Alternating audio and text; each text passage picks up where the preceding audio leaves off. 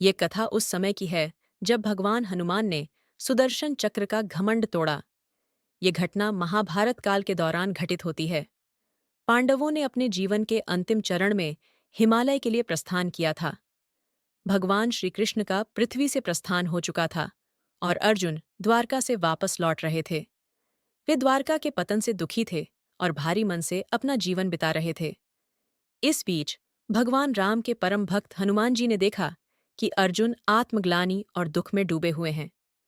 हनुमान जी ने अर्जुन की इस स्थिति को समझा और उनके साथ एक वार्तालाप आरंभ किया। अर्जुन ने भगवान राम की सेना, उनके धनुष और उनकी युद्ध शक्ति की प्रशंसा की।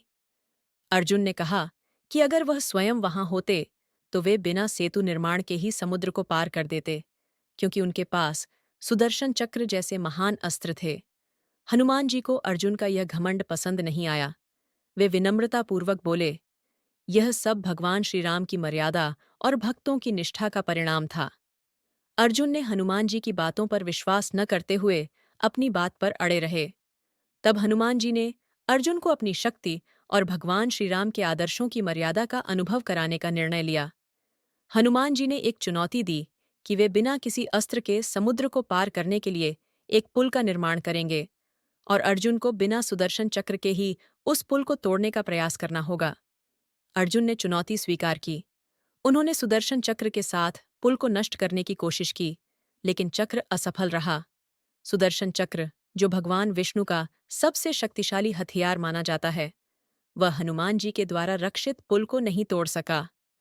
अर्जुन ने यह देखकर सुदर्शन चक्र का घमंड तोड़ने के पीछे की अद्भुत शक्ति को महसूस किया और समझा कि भक्ति, निष्ठा और भगवान के प्रति समर्पण के बिना कोई भी शक्ति महान नहीं होती।